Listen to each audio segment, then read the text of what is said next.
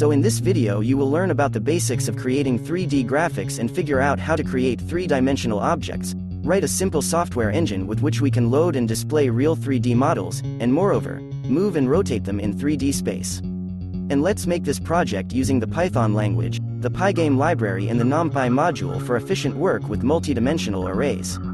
To get started, install these modules with the command presented on the screen.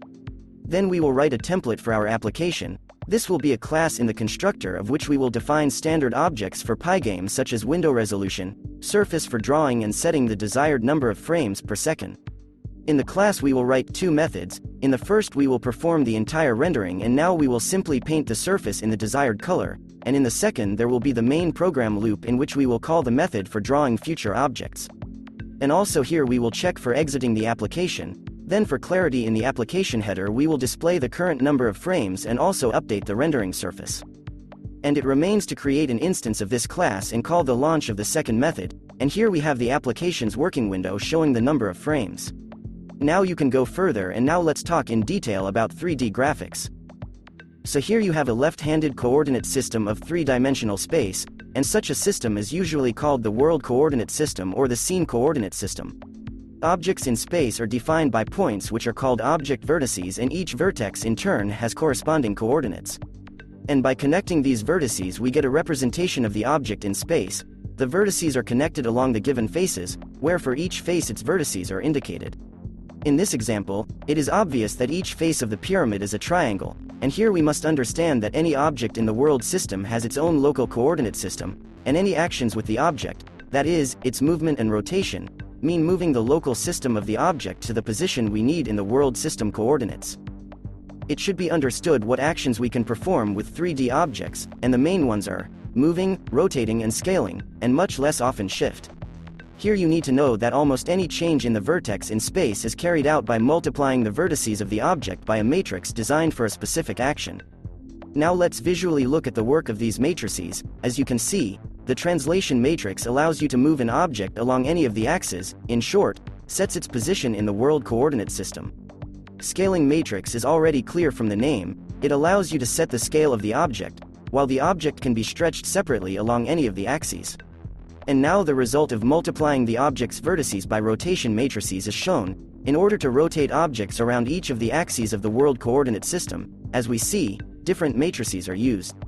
To learn more about calculations related to matrices, I recommend studying the initial linear algebra course. And let's go back to the project. Here we will create a new file and add the above matrices to it in a number of functions that will form the necessary matrix depending on the input parameters. Note that each matrix will be an array of the Numpy library. And now we will create a file in which we will set our first object. Here we will import matrix functions and create a class that will interact with the main program. So this class must be imported in the main file and then add one more method for creating objects. In this method we create an object instance and you need to call this method from the constructor of the main application class. So our first object will be a 3D cube and draw it schematically in the local coordinate system. Here it is important for us to set the numbering of the vertices so that we can correctly build the faces of the cube, and we will also determine the coordinates of these vertices. In general, to build any three-dimensional object, we just need to know the location of its vertices and the order in which the vertices are connected in the faces. So let's return to the description of our object, and looking at the picture, we can write down the vertices in the Numpy array, while specifying the vertices in homogeneous coordinates. That is, we add the fourth coordinate equal to 1. And here it is important to immediately understand that the vertex index in the array is equal to the vertex designation in the figure. Due to this we create an array of cube faces indicating only the vertex index and which vertices the cube edge describes. And then we will define a number of methods for changing our object in space using imported functions for matrices, translation, rotation and scaling. And here we will take advantage of the Numpy library. That is, the entire array of vertices can be multiplied by the desired matrix at once. So, in order to project a three-dimensional image onto a flat screen, we need to understand what part of the space we will place in the projection, and for this we use view frustum with the near and far clipping planes of space. This view frustum is based on camera parameters that determine how much of the scene is included in the final image. If you look at the space of the camera from above, it is obvious that the camera should have such a parameter as a horizontal field of view, and as a rule it is set manually, but such a parameter as a vertical field of view is usually calculated based on the horizontal field and the ratio of the values of the specified resolution. So the camera coordinate system is characterized by the position of the camera in the world system in the orientation that is given by the vectors presented on the screen. And in order for us to get into the camera coordinate system, we need to move the world so that the camera position coincides with the origin of the world coordinate system, and then rotate the camera so that the orientation of both coordinate systems coincide. For the first and second steps, the translation and rotation matrices shown on the screen are used, and the product of which, in turn, gives a general matrix for the transition to the camera space. So let's make our camera for this, create a file of the same name, write another class in the constructor of which, in addition to the program itself, we will supply the initial position of the camera as input. Orientation vectors will become class attributes, set them as single normalized vectors, and also define the horizontal and vertical fields of view for the camera, and do not forget to set the near and far clipping planes for view frustum. Next, we will also set the functions for the formation of the above matrices, which we need to transfer to the camera coordinate system. The main thing here is not to confuse the order of the product of matrices, because such an operation is non-commutative, that is, if the matrix is interchanged, we get a completely wrong result. The next step is to move from camera space to clip space. For this we need to form a projection matrix, or sometimes it is called a clip matrix. It is formed from mathematics arising from the consideration of the plane onto which the image must be projected. And the result of these calculations will be such a projection matrix presented on the slide. Well, we create one more file called projection and write a simple class there that will have only attributes. We will take the necessary values for the formation of the projection matrix from an instance of the camera class, so for a more readable notation we will predetermine the elements of the matrix, and at the end we will form the projection matrix itself. So now let's go to the file of our object and start writing one of the most important methods. First of all, in this method we will transfer the vertices of the object to the camera space, and then using the projection matrix we will transfer the vertices to clip space. And after such a multiplication, it becomes necessary to normalize the values of the vertices. For this we divide the value of the coordinates of each vertex by the value of the fourth coordinate. Now you need to get rid of the coordinates whose value is greater than 1. Such coordinates, in simple terms, will not fit into the visible area of the screen. So the last step remains. After all these manipulations, the coordinates of the vertices are in the normalized clipping space, and now they need to be displayed on our screen. For this we will use a convenient matrix that will transfer the coordinates of the object's vertices according to our screen resolution. And according to the above, we further normalize the coordinates of the vertices, and after that we cut off the value of the coordinates greater than 1 or less than -1. But in this case, to simplify the implementation, I will equate them to 0. Then in the projection class we add the last matrix. As it has just been announced, it is necessary to transform the coordinates vertices to our screen resolution. Then we return to our object and multiply the vertices by this matrix, and then it remains to choose the coordinates for the x and y axes by taking a slice. And in order for our object to be finally displayed, we will iterate over all the faces of the object and get the vertices necessary to display the desired face. We will make a decision about drawing a face based on those cut-off vertices that have taken a 0 value. After applying the last matrix, the position of such vertices will be equal to the middle of the screen, and if they are not present in the current face, we will draw the face using the polygon display function. And for better clarity, along with the faces, we will draw separately the vertices of the object and do it all according to the same principle. And for a more flexible program structure, we will draw the object through a more general drawing method. So we come to a very interesting point. We import a camera and a projection in the main file.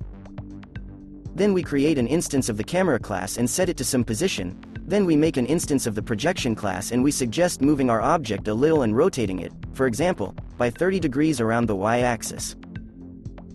It remains to call the function of drawing it from the object, and then an exciting but at the same time very long-awaited moment comes. So let's start. And here it is. In front of us is a real 3-dimensional cube in all its glory. Oh my God! Wow! And it's certainly nice to look at this cube, but we can easily add freedom of movement to our world. To do this, go to the file with the camera and determine its speed of movement and rotation. And then we write the standard controls for Pygame, in which we define keys for moving along all 3 axes of the world coordinate system. And here, multiplying the required orientation vector by the speed of movement, we will shift the camera position in this way. Let's now start the camera control in the main program loop and now check. As you can see, we can move relative to the cube, and to be honest, it has become much more interesting here, but one more element is missing, and now I propose to add the ability to rotate for our camera. To do this, we write the rotation functions of our orientation vectors, and so they must be multiplied by the previously calculated rotation matrix for the desired axis. Let's make rotations around the x and y axes, so we can tilt and turn around ourselves. It remains to assign keys to call these functions and let these rotations be performed when pressing the left, right, up and down keys. So let's check what happened again, and really now you can bend over and turn around. In general, it became possible to inspect the object from all sides.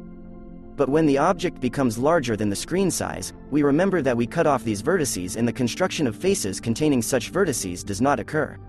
Vertex clipping itself is a topic for a separate story, since its correct implementation leads to the creation of new vertices, and in our case we can simply increase the clipping space so that we can get closer to the object.